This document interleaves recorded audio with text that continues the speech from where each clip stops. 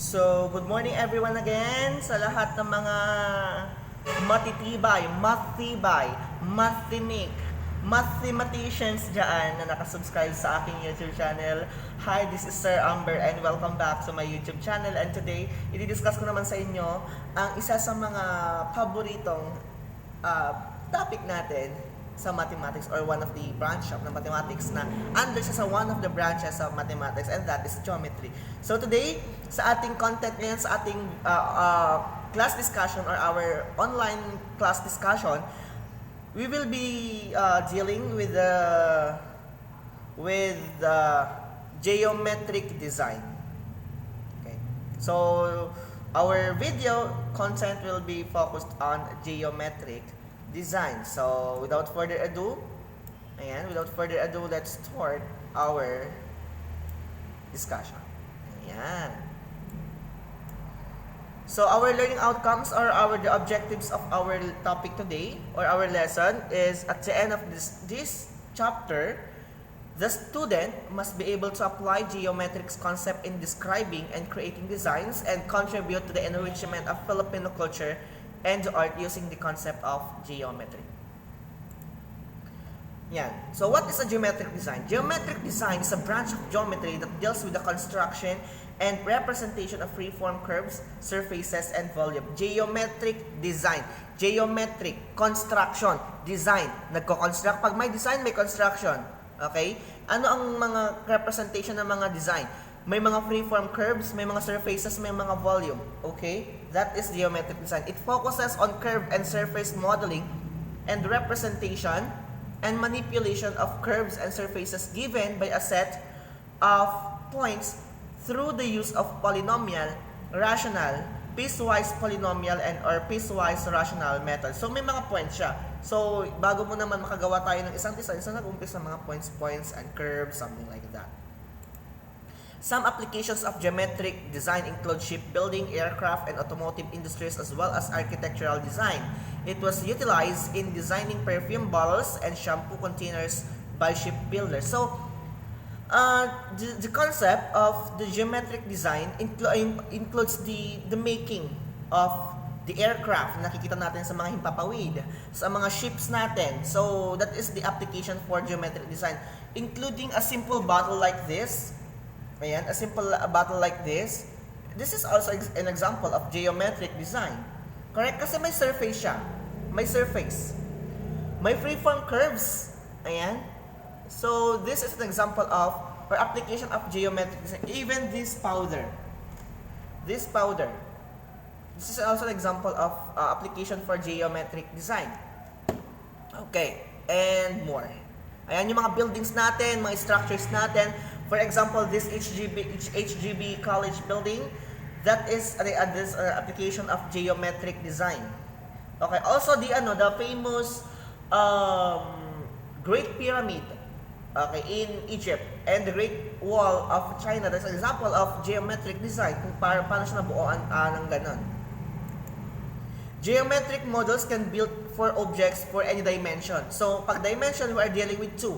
We have a two-dimensional models and a 3D or the three-dimensional models.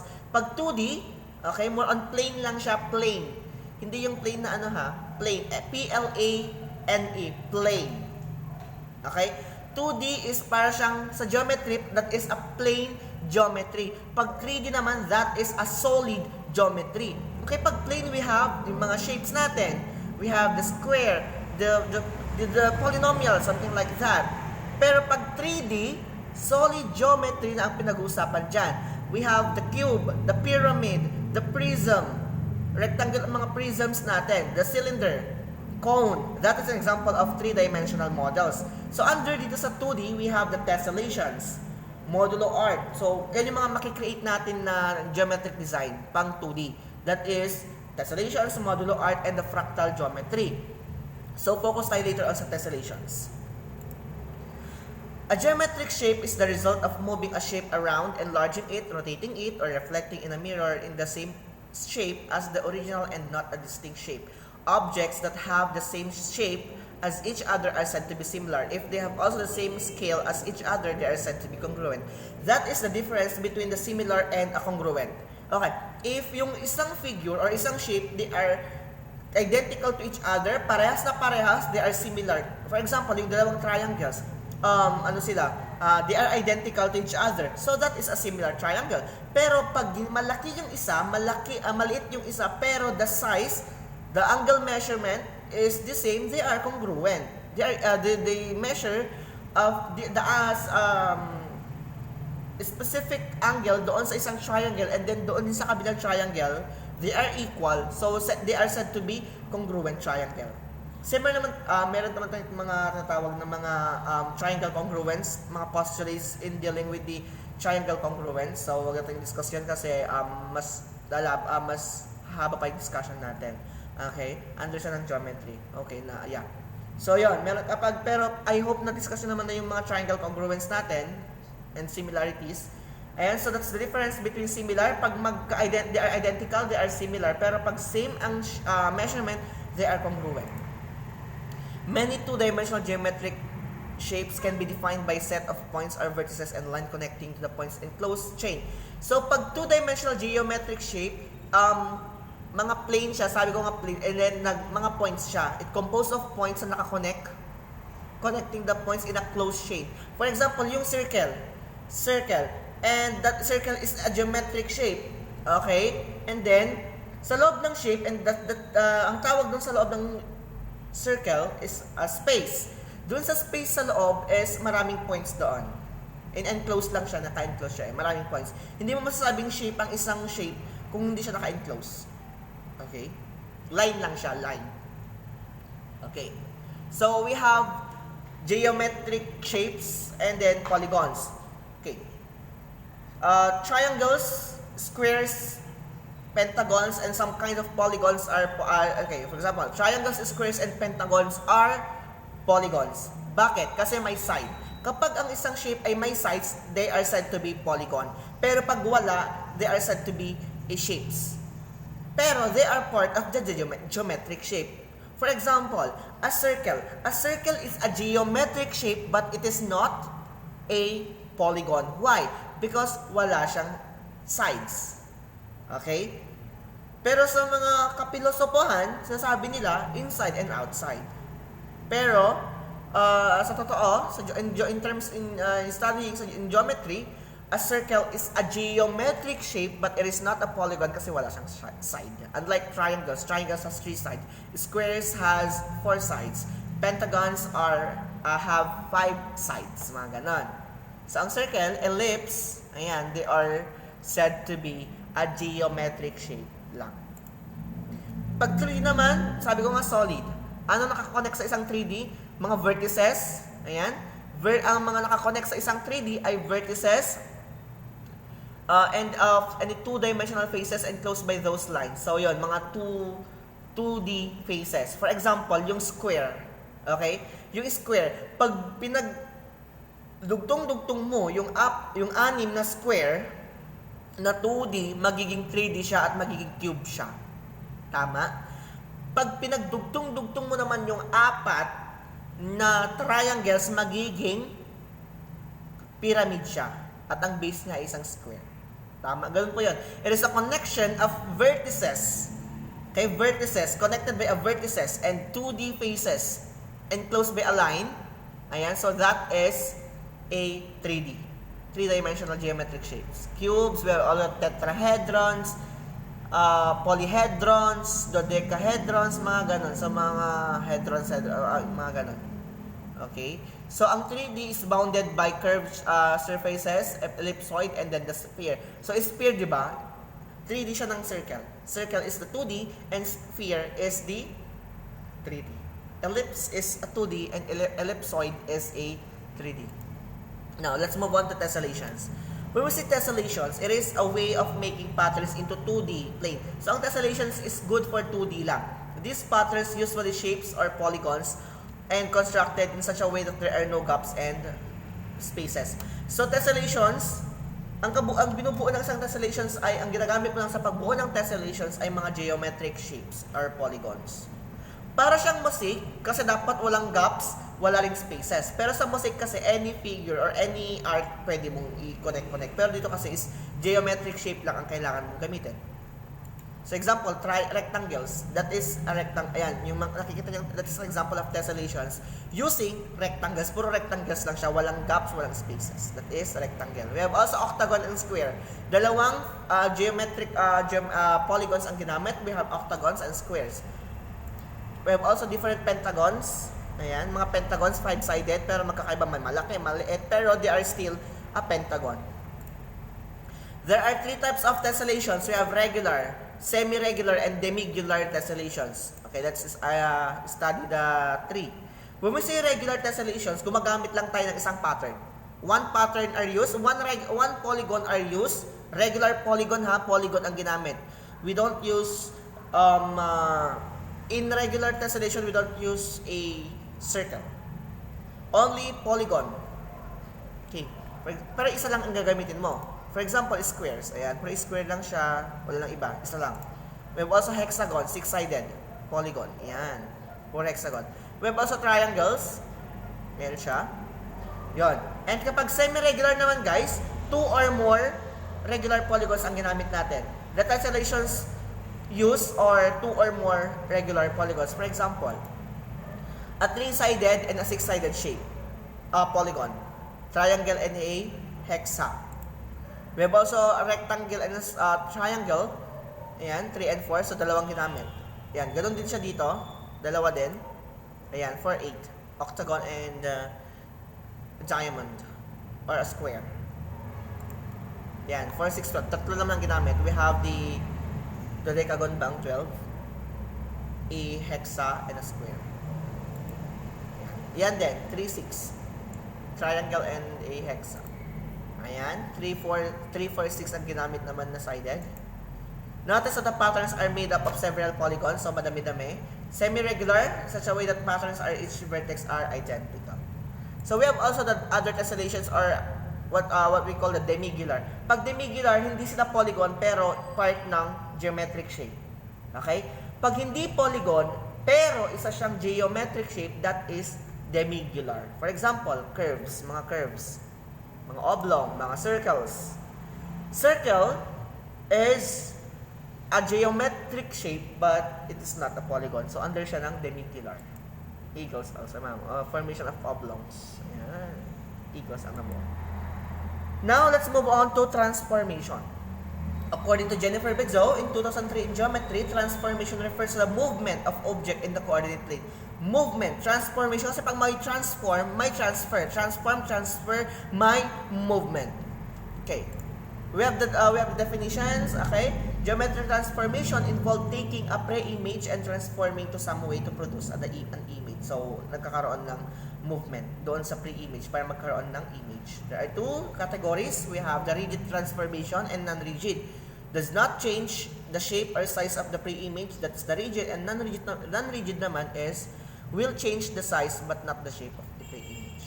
First, we have the types of transformation. Rotation. When we say rotation, we're just rotating the object. Pinaikot lang yung object. So pag pinaikot mo ang object, still yun pa rin yung shape, yun pa rin yung size. Pag pinaikot mo isang 10 peso coin, nag-change ba yung size? Hindi. Nag-change ba yung shape? Hindi. So, rotation tawag doon. We have also translation. Translation is moving an object in a space without changing its size, shape, or orientation. So, minove mo lang yung object with a specific requested number of spaces. Translation. Kapag minove mo ba yung isang object, mag-iiba ba yung size? Hindi. Pag minove mo ba yung isang object, mag-iiba ba yung shape? Hindi. Yung orientation? Hindi. We're just moving. Yung space lang. For example, the best example of translation is yung ginagawa natin every January, ginagawa sa Quiapo Church, the translation of the Black Nazarene. Okay. From where? From Carino Grandstand to the Quiapo Church. Translation, ang term na is translation. We moved, the image of the Black Nazarene was moved from a given distance from Carino Grandstand to Quiapo. So nung nagkaroon ng translation, nag-change ba yung image? Hindi. Nag-change ba yung size niya? Hindi. Yung shape niya? Hindi. So translation ang tawag doon. Only yung nag-perform lang, yung nag-move lang yung image or yung pre-image or yung santo or the ano yan, the black Nazarene one. Parang ganyan lang din. We're just moving. Minove mo lang. So pag minove mo, hindi mag-iba yung shape, yung size, tsaka orientation, and that is translation. We have also dilation. Dilation is expanding or contracting. Pinapaliit, pinapalaki. Pag pinapaliit, it's either lalaki or liliit yung size, pero yung shape ay hindi. Tama? Dilation tawag doon. It's either expanding or extracting an object without change the size or orientation. So, pag pahiga siya na triangle, pag pinaliit mo, maliit din na triangle na pahiga. Pero pag pinalaki mo, malaking triangle, pero pahiga pa rin. So, nag-change man yung size, pero nag-change yung size, but the orientation and the shape does not change. That is dilation. We have also reflection. Flipping. Flip mo lang, that's reflection. Nag-change yung size, hindi. Nag-change yung shape, hindi. Kasi once na mag-change yung pre-image, mag-change din yung reflected image. Okay? Yun.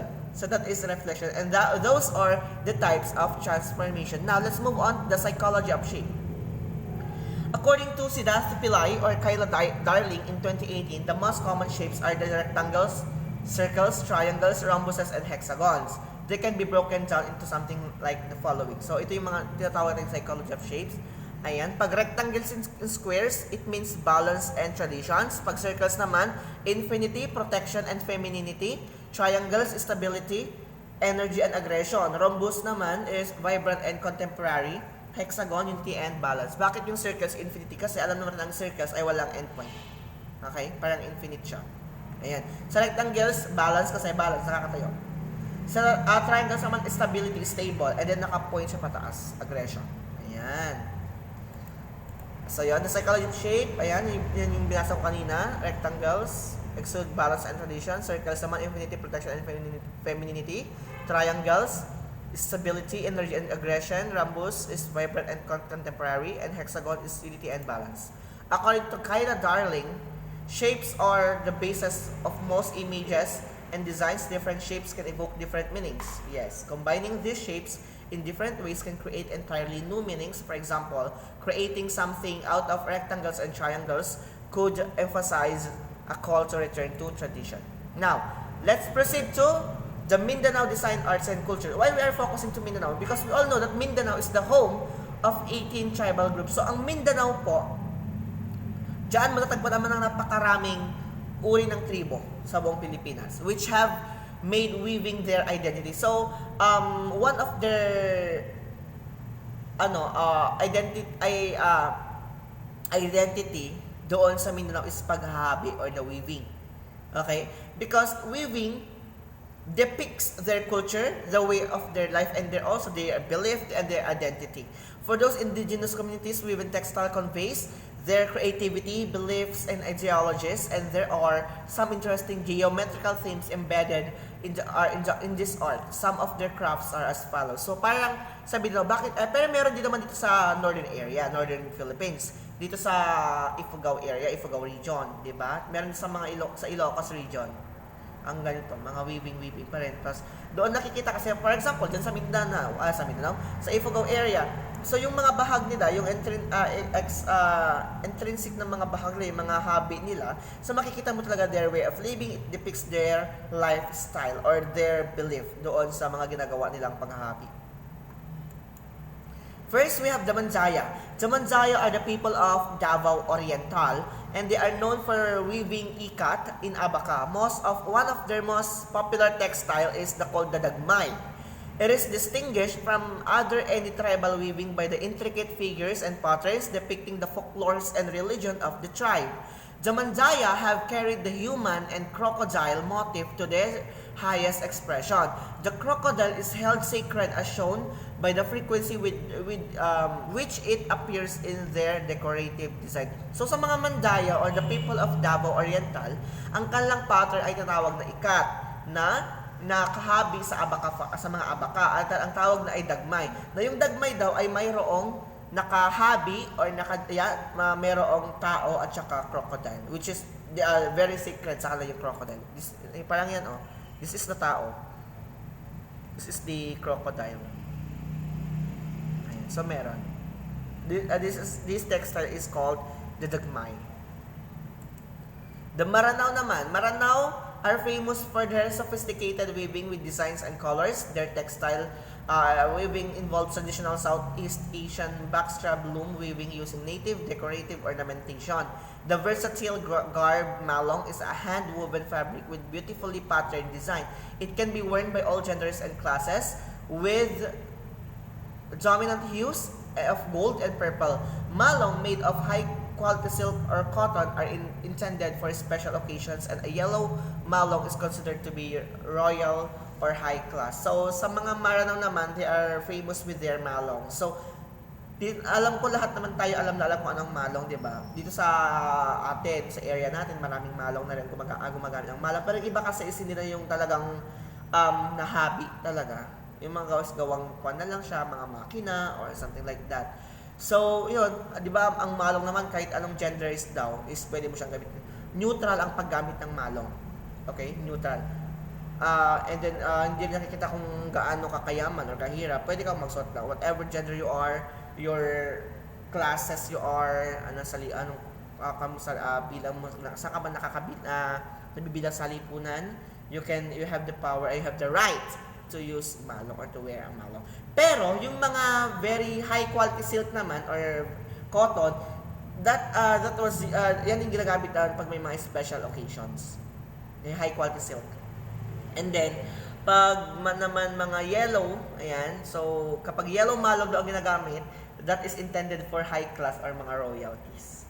Yung mga yellow malong. So, meron naman, parang may nakita ko sa news noon na ikinasal din na Prince Ata or anak ng Dato, something like that. Nakita lang sa news before or sa news feeds ko. Ayan, nakinasal. Tapos ang motive is mga traditional way of pagpapakasal sa mga parang sa that certain tribe. And then he is wearing a yellow accent malong outfit. Yan. So mga colorful ang mga malong. Ito yung mga example ng mga patterns. We have also the Yakan. Yakan are the indigenous Muslim tribe native to the tropical islands of Basilan in Sulu Archipelago. Yakan people are recognized for their remarkable technicolor geometric weaves and distinctive face decorations used in their traditional ceremonies. The Yakan are kind and loving people that embody a non-materialistic culture and in close-knit communities. Yakan weaving uses bright, bold, and often contrasting colors in a big symmetrical patterns. The inspiration for designs comes often from island living and Islamic sacred geometry. So, ang mga Yakan daw ay hindi sila materialistic na tao. So, according sa mga inahabi naman nila is mga big symmetrical patterns naman. Symmetrical at pag-aralan before ang symmetrical. And then, which inspires for their the inspiration of their design is from mga Islamic sacred geometry. So parang yan, symmetrical itong pattern na to. So as you can see, different cultures, tapos yung mga inahabi nila or yung mga kasuotan nila is may meaning. If you watch the Frozen 2, yung Frozen 2 na movie, na kailan ba nirelease yun? Hindi ko alam pa lang. Basta Frozen 2, yung kwento ni Anna at ni Elsa. Di ba kung mapapansin nyo, meron yung scarf na binigay ng mama o pinamana ng mama nila na sinusuot ni Anna o ni Elsa pag sila ay may problema or nalulungkot. Di ba? Tapos nung nakita ng mga katribo ng mother niya, na which is na-trap sila sa enchanted forest, ay tinanong nila kung saan nila nakuha yung scarf. Di ba? Kasi yung scarf na yon ay galing sa mga old ancestors ng tribo na yon. At ang name ng tribo na is North Oldra people. Okay, they are the North Oldra people or the people of the sun ang term sa kanila. And then doon sa scarf nila Ana or ni Elsa ay may apat na elemento. Air, fire, water, and earth. So nakadikit din. Tapos meron yung pang fifth spirit na sinabi na nagko-connect doon sa basta nagko-connect doon sa area, doon sa enchanted forest, tsaka sa tao, mga ganon. Nagko-connect doon sa apat na elemento at sa mga tao. Di ba, which is, di ba, nagkataon naman si Elsa naman ang naging fifth spirit. So yung scarf na yon is may meaning. Okay, sa mga culture or tribo. Ayan, so nang nakita nung pinakamatanda sa doon sa natrap sa forest, so tinanong si Anne at Elsa kung saan nila nakuha yun. And then sabi nila, galing yun sa mother nila. And then nalaman nila na ang kalang mother is the one of the ancestors or the mga sinaunang mga North Aldera people or the people of the sun. Ayan. Next we have all the tribe in Davao. They are recognized by their colorful clothing than the Bagobos, whether they are the Yakan, Obo, or Tagabawa tribe. They are spotted wearing headkerchief, especially during celebrations of tribal festivities. Though Davao has become somewhat cosmopolitan in social stature these days, tribal people still cling to whatever is proudly distinct from the others. So these people also weave abaka cloth of earth tones and make baskets that are trimmed with beads, fibers, and horsehairs. They have ornate traditions in weaponry and some other metal art. So, yung mga tribo naman sa Davao, or the Bagobos, either a Yakan or Obo or a Tagabawa tribe, is still buhay na buhay yung their belief na na-preserve pa rin yung belief na. Kasi as of the moment, as of this present era, we all know that Davao is very very modernistic ng Davao. Nakakaangat-angat ng Davao. Kilala ng Davao, one of the richest country, one of the richest city, one of the richest province na rin ang Davao. Talagang andun na talaga sila sa modernistic ng area. So even though naging modernistic na ang Davao, hindi pa rin nakakalimutan ng mga tribo doon sa Davao yung belief nila. Yung kung saan sila nag-umpisa, kung saan sila galing. Instead, they preserve yon for the next generation. Okay? Para hindi mawala yung kultura. And then, kahit gano'n ng very cosmopolitan na ang Davao, hindi pa rin nawawala yun. Sabi ko nga, and they are keep on weaving abaka cloth. And then, ang motive ng mga mga tribes sa Davao, they are fond of using earth tones. Mga kulay nila yung mga ginagawa, hinahabila sa mga earth tones. So, mga parang brown or beige or mga nude colors. And then, aside from weaving, they are also good in making baskets na mayroong beads, ginamitan ng beads, fibers, and a horse hair. Okay, aside from weaving. And also, aside from making baskets, they also good in making weaponry, and some metal arts. Doon naman sila magagaling. And then, maganda yon. Why? That is their advantage. Kasi, pwede lang ibenta yun sa mga tao, sa mga turistang bumibisita ng Davao. And then, they can get money from that, di ba? At nakikilala din yung mga gawa nila, their culture, from selling their craft. Mga ganun. So, ito is an example of mga hobby ng mga taga Davao tribes. As you can see sa picture, ano siya? Parang earth tones talaga yung kulay, mga brown, mga earth, kalupa-lupaan talaga yung tone ng kulay. Okay. Ayan. So, with that,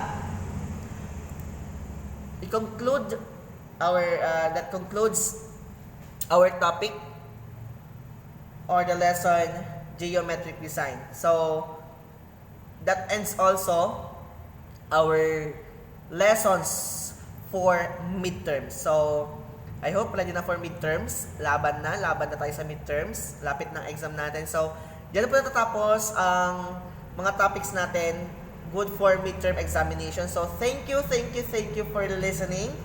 Thank you for keep on watching and liking my video. So, sa mga hindi pa po nakakapag-subscribe, mag-subscribe na po tayo. And then, don't forget to click the like button and then yung notification bell para updated kayo sa mga online discussion na gagawin ko or yung mga videos ko regards sa